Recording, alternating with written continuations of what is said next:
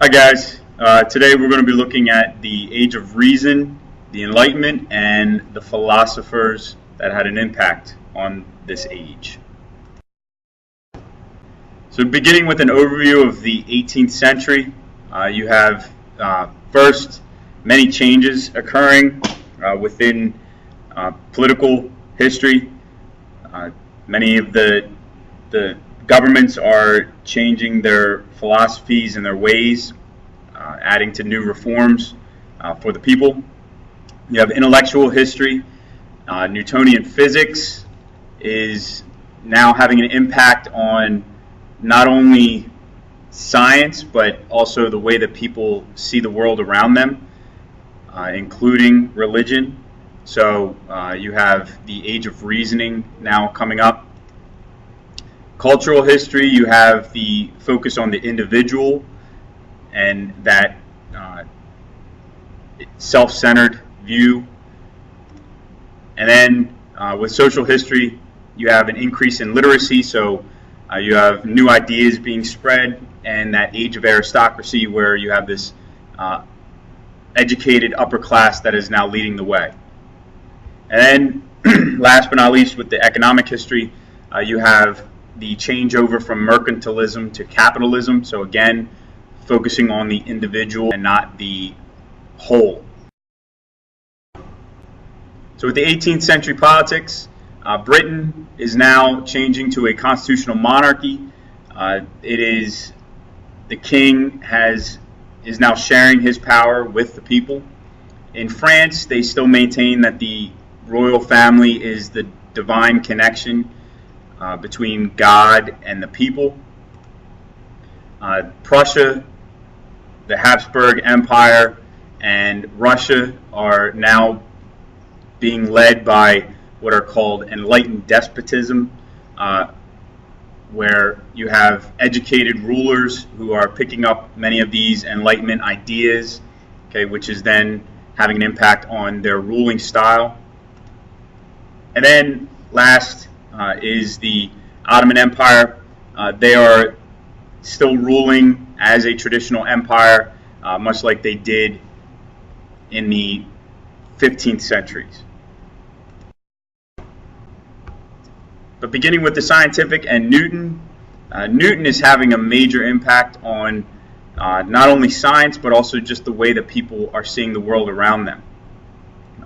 His ideas are looking at how science can be explained through mathematics, and he is also using that observation and reasoning to explain the world around him and nature. That great story of him sitting under the apple tree and an apple falling on his head, and using that reasoning to come up with gravity, is now having an impact not only on science, but also how people view politics and religion. So Newton's theory is seeping into things that are outside of just the scientific realm. And Newton is gaining fame. This is William Blake's portrait of Newton, and as you can see, Blake is describing Newton or comparing him to the ancient Greek and Roman philosophers and mathematicians, depicting him as one of those. So this is that connection, going back, taking a step back to the Renaissance, and then taking a step back even further to the classics, comparing Newton or putting Newton on that level. Now with religion and reasoning and science creeping into religion, you now have the institution of physico-theology, where you have God and working with nature. So you now have the support of religion and science and nature. So rational thinking is a way of explaining religion, instead of just thinking of mysteries, miracles, and superstitions to explain what's happening in the world around. You then also have the new theory of Deism, where it's a different spin on the view of God.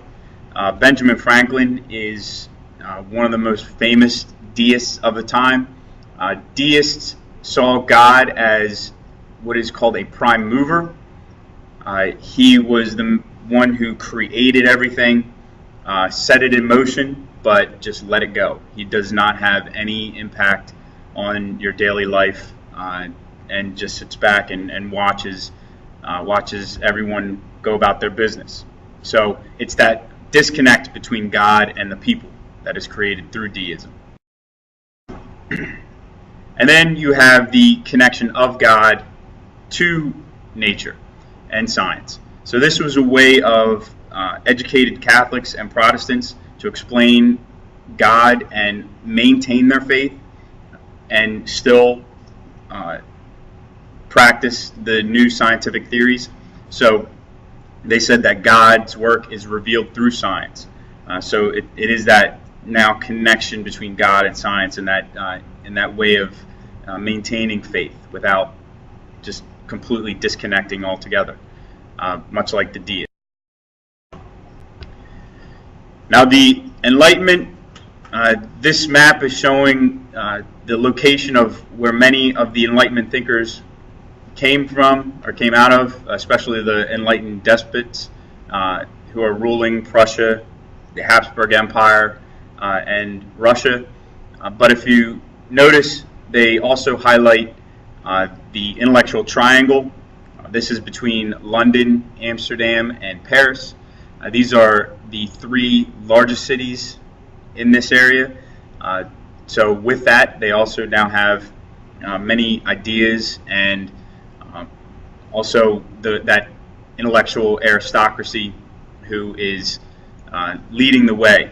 And this area, this triangle produces the most of the Enlightenment philosophers. And then down in the right-hand corner, America gets a shout out with Benjamin Franklin. Now, the enlightened individuals, or the philosophers, these men and women are more bringing those classical philosophies into the present day. Many of these theories and philosophies are not new, they're not original, but it's the application of these philosophies which is groundbreaking. They're using those many philosophies that were developed in the classical period, but bringing it to the present day, or the 18th century. This now creates that great debate between logic and reason and traditions and superstitions. So this is that struggle of the new way, that logic and reason coming in contact with the old order of traditions and superstitions that have been ruling Europe, or having control in Europe since the fall of Rome.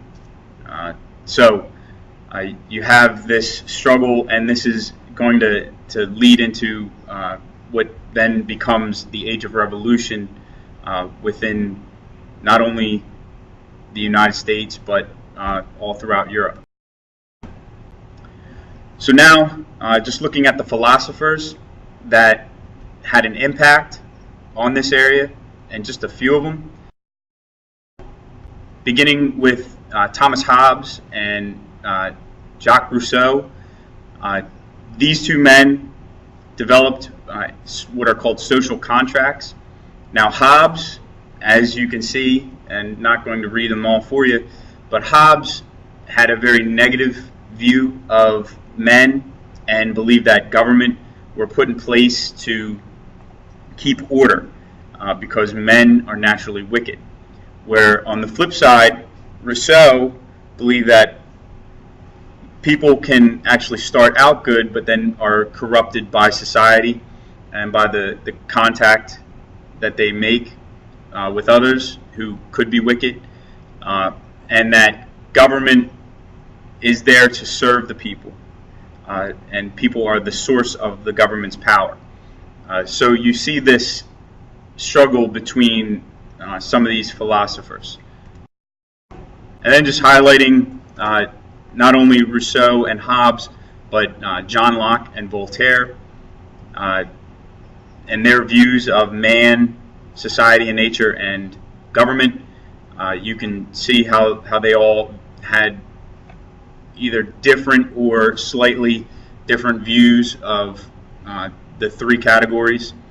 As stated, Rousseau believed that men were naturally good, that society has the ability to bring the worst out in people. So it's all about trying to maintain that balance. So that forces people to distrust the government and forces the government to take away freedoms. Hobbes just believes that government should be there for keeping order over that wicked group of people. Locke, he believes that it's a blank slate, that you're not born neither good nor bad, but you are learning through your experiences and you want to figure things out. And the whole purpose of government is to ensure the natural rights of man, which are life, liberty, and property, that he states. And then Voltaire is all about those natural liberties, that men are free to choose what they want. So within society and nature, it's that freedom to have that ability to decide your own fate. And then with government, he did not believe that government should censor or keep the people from doing the things that they wanted to do. So your assignment for tonight is you must choose an event from this past year that could be seen as problematic in the United States. It could be a civil unrest. It could be something international. Okay, and then after you've picked that current event, you now need to be able to answer the questions. Number one, how would Rousseau, Hobbes, Locke, and Voltaire advise our government to handle this event? And then, which philosophy would you agree with and why? There is a chart attached to this post on iTunes U, so I recommend using that chart to organize your notes and answer the questions. Have a great day.